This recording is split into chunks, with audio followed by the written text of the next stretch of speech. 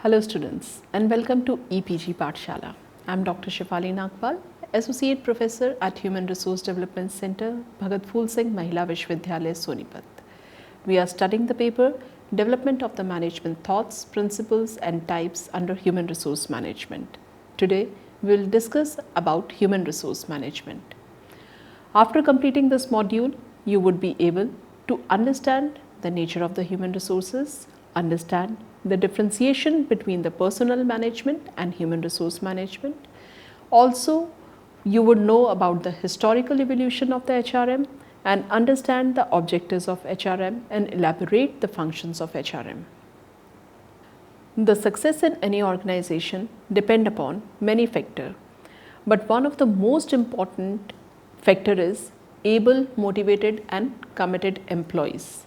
The crucial role of the employees cannot be gained said in the people intensive organization, but even in the technology driven organization or highly automated work structure, the role of the employees is of paramount importance.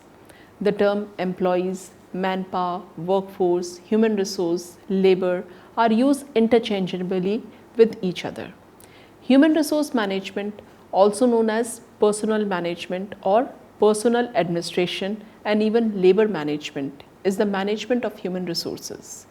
As management comprises of planning, organizing, directing, controlling, hence HRM is also planning, organizing, directing and controlling of the human resources so that the organizational and individual goals can be achieved effectively and efficiently. Out of the four factors of production, that is land, labor, capital and entrepreneurship, labor is also termed as human resources. The other resources in the organization are financial resources, material resources, which comprised of input, work in progress and finished goods, technological resources, etc. In economics, we have always studied that resources are rare, scarce, hence never be wasted and can be utilized properly. Let us understand the nature of this valuable resource. The nature of the human resources. There are two schools of thoughts for understanding its nature. First school of thought says that this factor of production, that is a labor, is a resource and it is scarce or rare. Hence, it is to be utilized or tapped to the potential judicially. As these resources are unique from other tangible resources because they have feelings, attitude, emotions, perceptions, beliefs, etc. Hence, they are human and unique and therefore need to be individualized treatment. Another school of thought explains that it should not be treated like the resource because as other resources are exploited to the maximum, similarly labor is also exploited. Organizations try to get the maximum out of their labor force. So it is summarized that to enhance the positive treatment towards the resources, labor should be treated like human resources, but to avoid the negative treatment, it is said that labor should not be treated like human resources. As a whole, one can say that labor is a resource but different from the other resources. As laborers are human beings, so should have been managed and treated humanly but unlike the other resources, should not be exploited. Let us discuss the meaning and definition of HRM. According to Flippo, personal management or say human resource management is planning, organizing, directing and controlling of procurement, development, compensation, integration, maintenance, separation of the human resources to the end that individual organization and the social objectives are accomplished. Flippo definition focuses on the two broad functions of HRM, that is the managerial and operative. Beside it, he has focused that HRM aims at achieving the three goals, that is individual, organization and societal. According to DeCenzo and Robbins, they explain HRM is concerned with the people dimension in the management. Since every organization is made up of people, acquiring their services, developing their skills, motivating them to higher levels of performance, and ensuring that they continue to maintain their commitment to organization are essential to achieving organizational objective. This is true regardless of the type of the organization, government, business, education, health, recreation or social action. Here DeCenzo and Robbins have focused on the people dimension in management, what is called people management. According to Miller in 1987, he says, those decisions and actions which concern the management of employees at all levels in the business and which are related to the implementation of the strategies directed towards creating and sustaining competitive advantage. Torrington and Hall in the year 1987 defined the personal management as a series of the activities which first enable working people and their employing organizations to agree about the objectives and nature of their working relationship, and secondly, ensures that the agreement is fulfilled. Another perspective is provided by the Boxell and the Purcell. HRM includes anything and everything associated with the management of the employee relationship in the firm. We do not associate HRM solely with the high commitment model of the labor management or with any particular ideology or style of management. Legge in the year 1989 described the HRM philosophy by following the following proposition, that human resource policies should be integrated with the strategic business planning and used to reinforce an appropriate or change an inappropriate organizational culture, that human resources are valuable and a source of competitive advantage, that they may be tapped most effectively by the mutual consistent policies that promote commitment and which as a consequence foster a willingness in employees to act flexibly in the interest of the adaptive organization's pursuit of excellence. Human resource management is a distinctive approach to employment management which seeks to achieve the competitive advantage through the strategic deployment of highly committed and capable workforce using the integrated array of cultural, structural and personal techniques.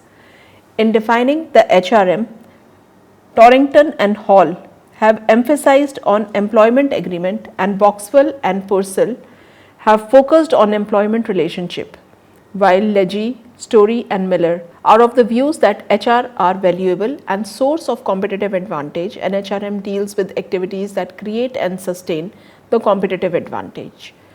The value of HR in service and IT organization is even more critical because humanware has more important role than software and hardware.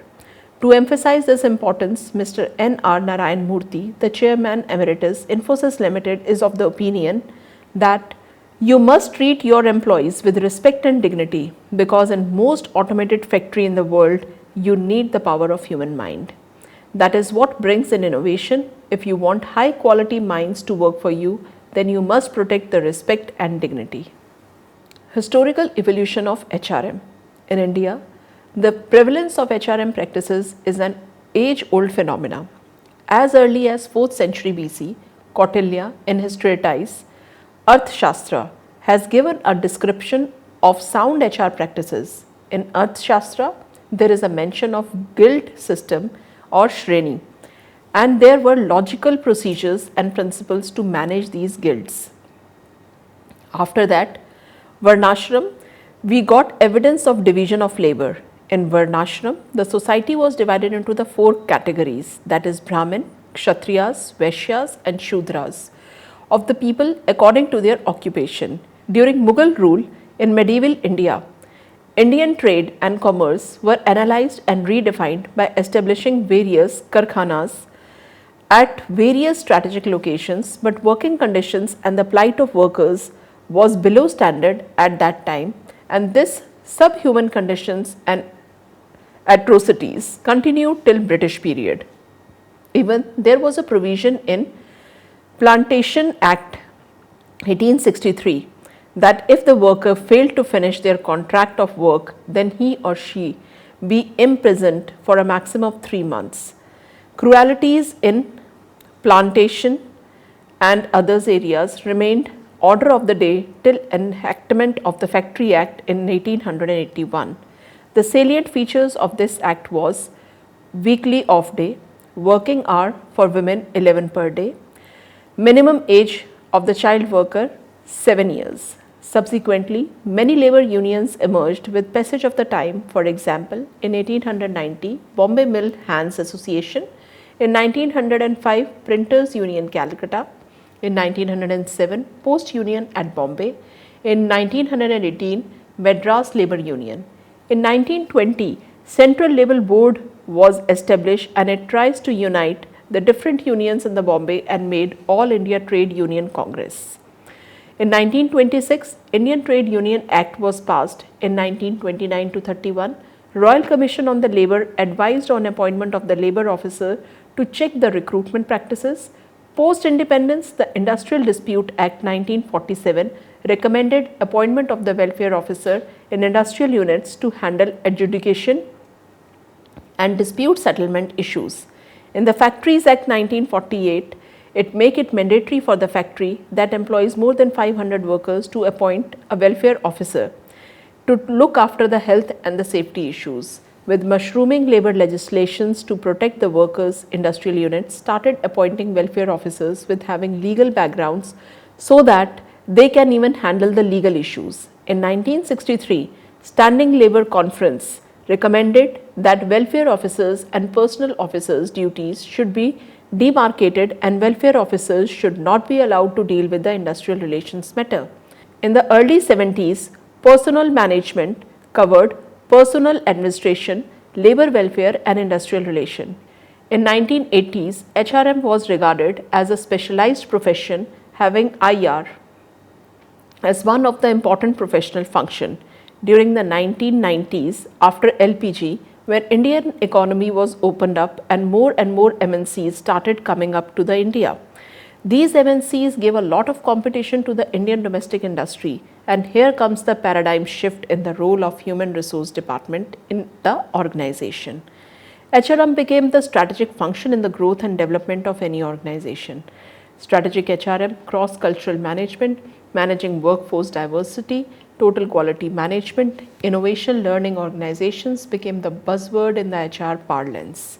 With the advent of technology, IT sector and service industry started developing at dizzying speed, and growth in these sectors created changes in the demographic and KSA, which are known as knowledge, skills and attitudes of the employees, and replaced the industrial workers who used to work in the brick and mortar organization to the knowledge workers of newly born knowledge sector. Motivating, managing and retaining these knowledge workers was Herculean task for the HR managers. Therefore, today, talent acquisition and management, career planning and development, succession planning and retentions are key challenges for the HR managers. HRM and personal management. As we have already covered under the evolution of management, HRM, that how this field has developed over the period of time. Thus, it is evident that the personal management precedes HRM in evolution. Even new terms like HRD, human resource development, people management, talent management, human capital management are using interchangeably to this generic term, that is HRM. But here our focus is on differentiation between the HRM and the personal management. So let's understand this difference by 27 item distinction as given by the story in 1992. HRM vis-a-vis other management functions. Just like the other functional areas like finance, marketing, material, quality control, research and development, customer care, etc. HRM is also an important functional area of the organization. From the entry to the exit of an employee in the organization, HR department plays an active and consequential role. In smaller organizations, these functions are looked by the personal assistant. But in the larger organizations, there are the separate department called the HR department having the specialized staff under the HR manager, such as related to the administration, industrial relation, welfare and human resource development.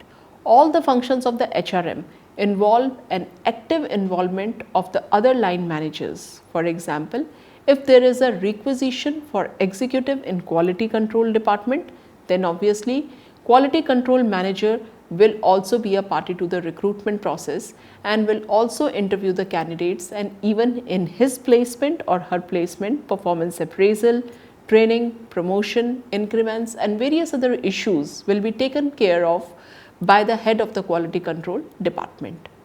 Similarly, in the case with the functional managers, the managing HR is not the job of HR managers only, but it is the job of all the functional managers. Hence, each and every functional manager should be people's persons first, as every line manager got their work done from their employees.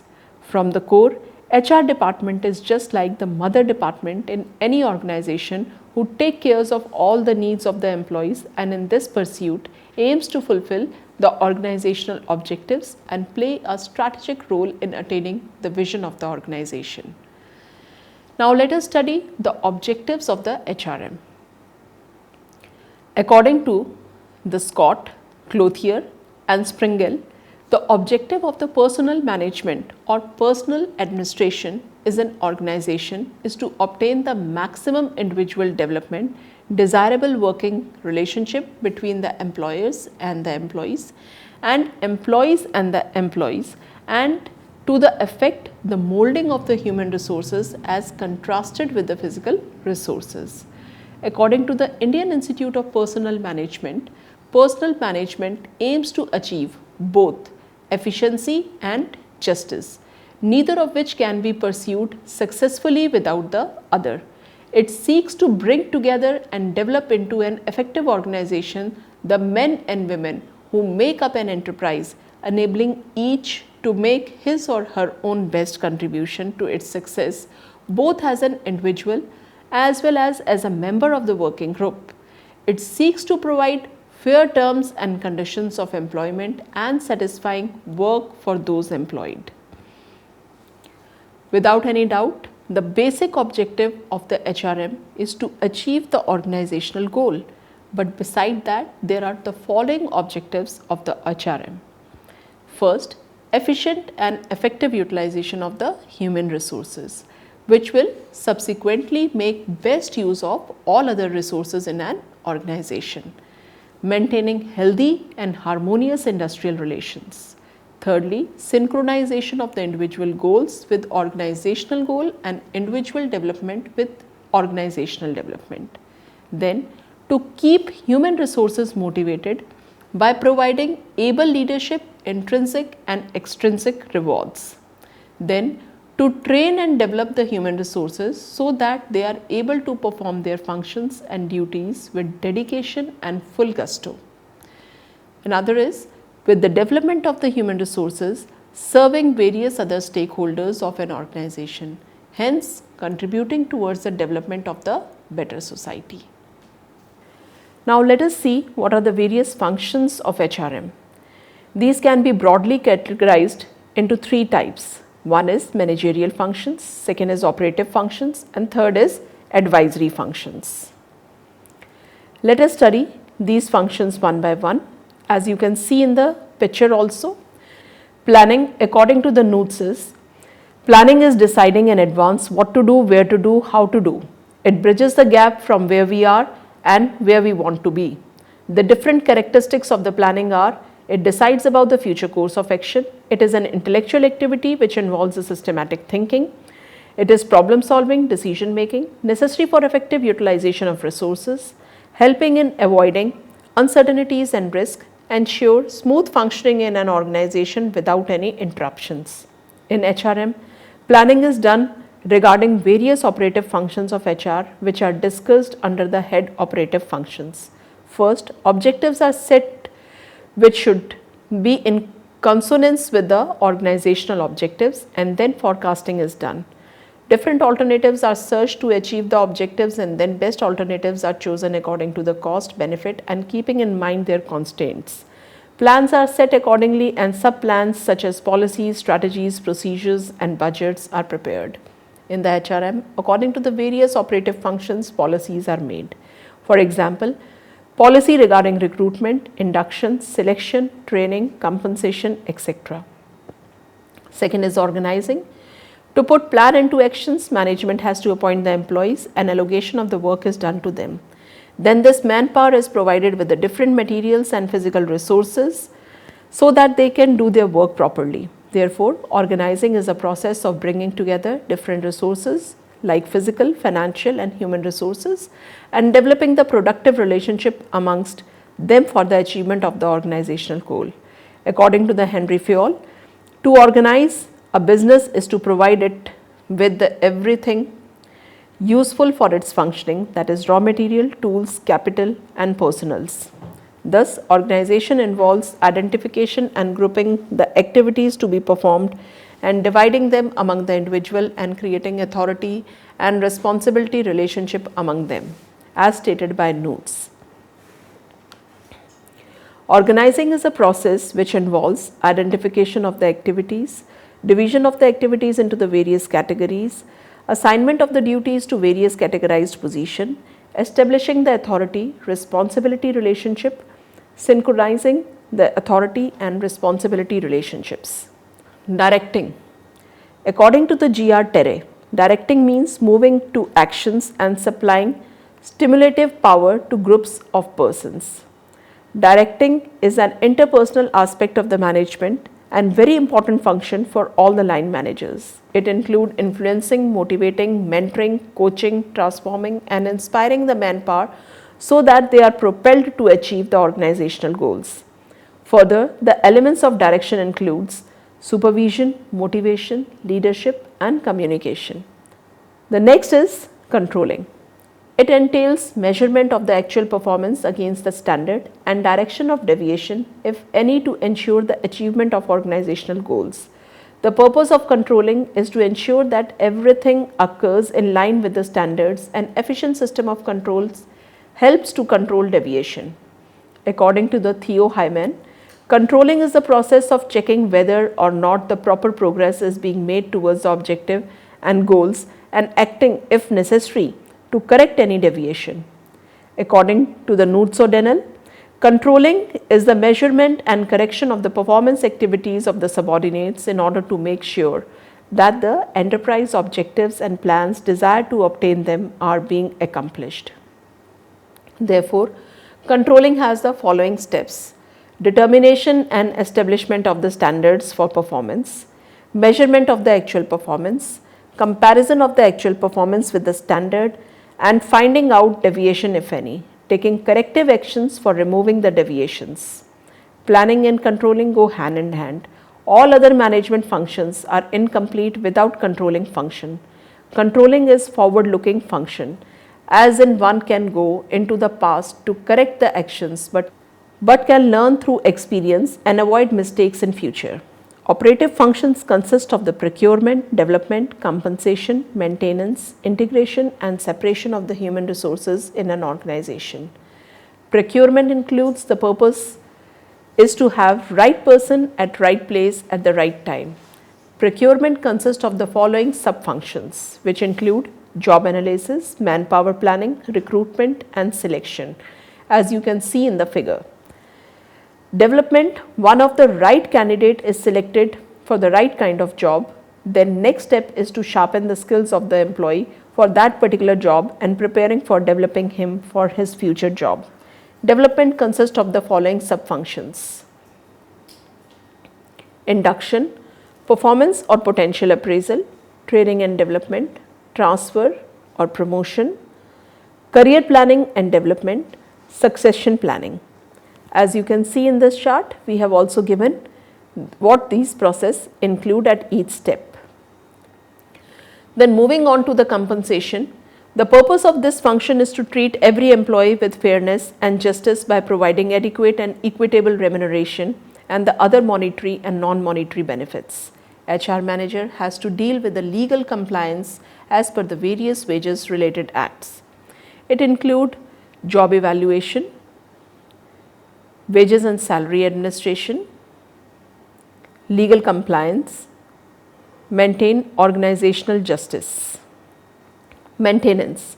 The objective of this function of HRM is to maintain healthy, safety and security of the employees. The sub-function of this operative function include taking care of the social security measures of employees under the following acts. For example, Employee Provident Fund and Miscellaneous Provision Act 1952, Employee State Insurance Act 1948, Payment of Gratuity Act 1972, Maternity Benefit Act, maintaining cordial and harmonious industrial relations. Let us now move on to integration. The purpose of this function is to integrate the individual goals with the organizational goals. The function comprises of taking care of the employee need, desire and goals and try to synchronize with the organizational goal. Separation. In the last operative functions of HRM, the time when one employee say goodbye to an organization, it may take in the form of the retirement, superannuation, voluntary or compulsory retirement scheme, transfer, layoff or retrenchment. His final dues are settled by the HR department. This function includes taking exit interviews from the employees to identify the reasons for their leaving the organization so that organization can improve upon those factors. Advisory function or staff functions consist of the advisory to the top level management and to the line managers. Advisory to the top level management in the matters related to the strategic role of HRM in an organization and advisory to the line manager in context of assisting them in issues of manpower working in their respective departments. Students, let us now summarize what we have studied in this module.